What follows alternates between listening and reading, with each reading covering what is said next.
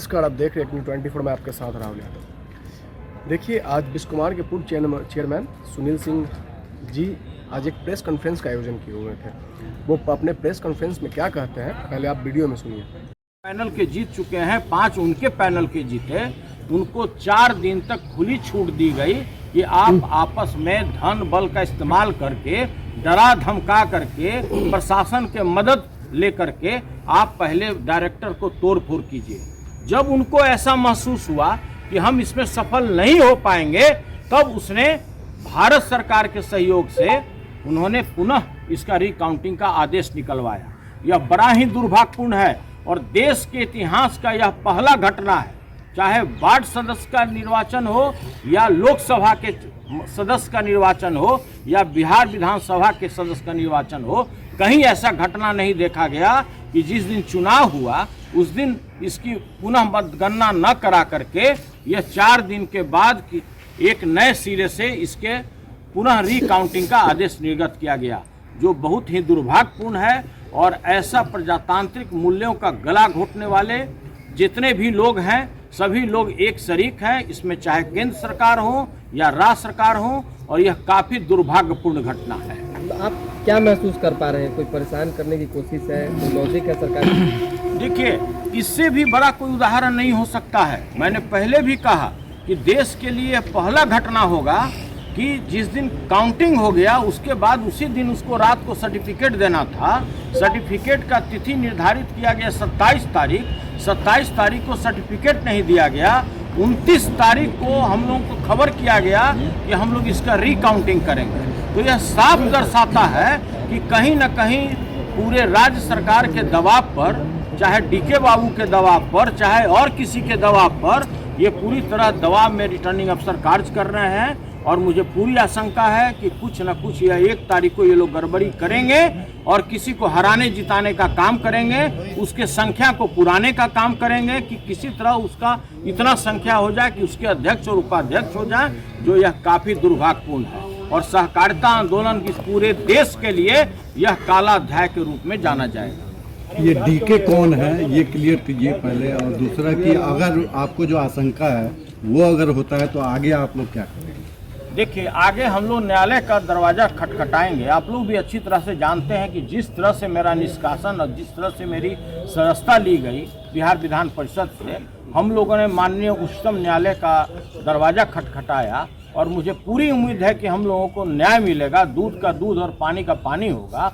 उस निर्धारित था 20, उसका निर्धारित था 16 जनवरी को होना।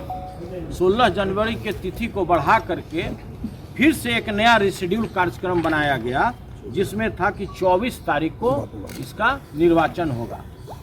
बिस्कोमान का जो निर्वाचन 24 तारीख को संपन्न हुआ, किसके देखरेख में हुआ?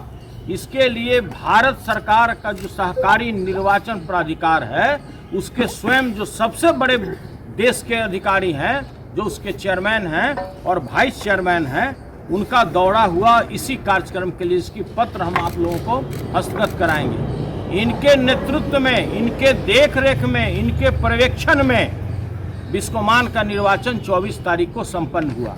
उसकी काउंटिंग की गई, एक एक चीज़ की सीसीटीवी कैमरा में और वीडियो फोटोग्राफी की गई।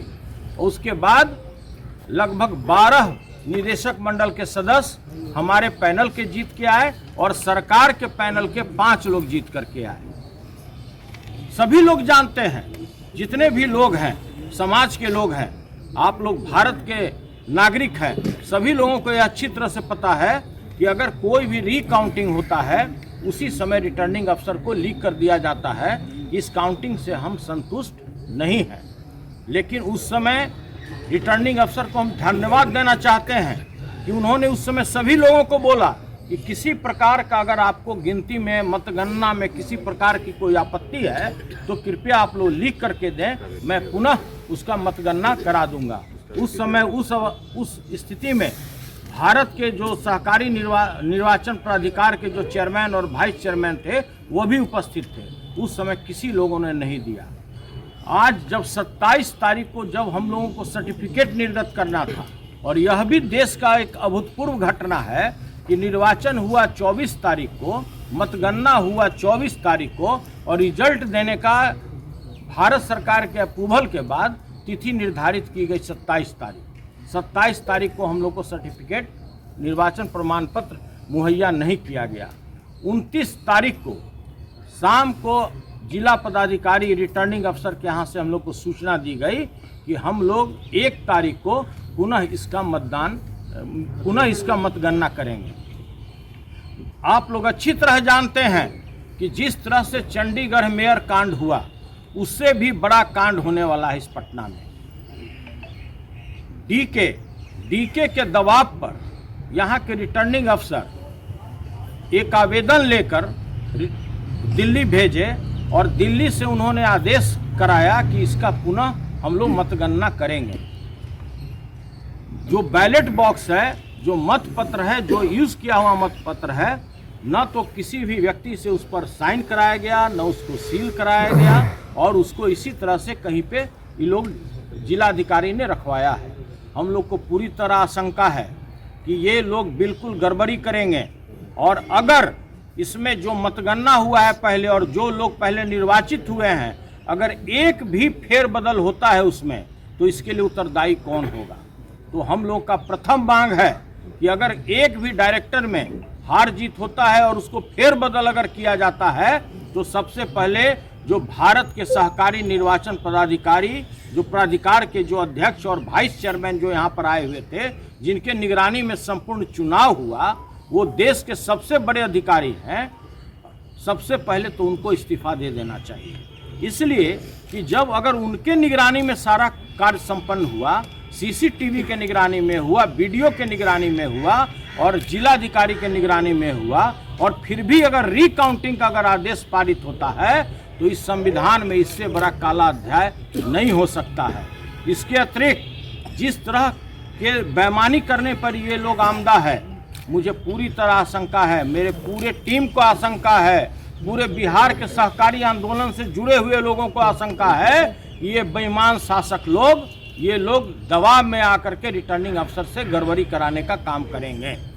और इसके साथ ही मैं यह भी आप लोग के माध्यम से सूचित करना चाहता हूं कि ये लोग जितने भी लोग हैं, इनका एक सूत्री कार्यक्रम है कि किसी तरह से इस चुनाव को अवैध घोषित किया जाए। इसके अतिरिक्त इसके टाइम को और एक्सटेंड किया जाए। आप लोग अच्छी तरह जानते हैं कि जब रिकाउंटिंग का आदेश हुआ तो साथ साथ सर्टिफिकेट देने का भी तिथि निर्धारित किया जाना चाहिए था। जैसा कि आपने सुना, उन्होंने बताया कि देखिए, हमने नीतीश जी को बस ये बोला था कि बिहार की प्यारी जनता आपको पलटू राम कह कर संबोधित करती है, बस इतना सी बात पे हमारी विधानसभा सदस्यता, विधान परिषद की सदस्यता रद्द कर दी गई। साथ में उन्होंने ये भी बताया कि देखिए, जब 24 जनवरी को चुनाव हुआ था उसमें हमारे 12 कैंडिडेट और विपक्ष के 5 जीते थे, लेकिन उस टाइम हम लोगों को जीत का सर्टिफिकेट नहीं दिया गया और फिर से 25 को चुनाव हुआ, 27 को गणना करवाने का निर्णय लिया गया। उसके बाद आज देखिए, आज केंद्र सरकार की तरफ से एक नोटिस में बताया गया है कि जो 24 तारीख को चुनाव हुआ था उसको फिर से रीगणना करवाया जाएगा 1 तारीख। बाकी ऐसे ही तमाम खबरों को देखने के लिए आप देखते रहिए 24 में आपके साथ राहुल यादव।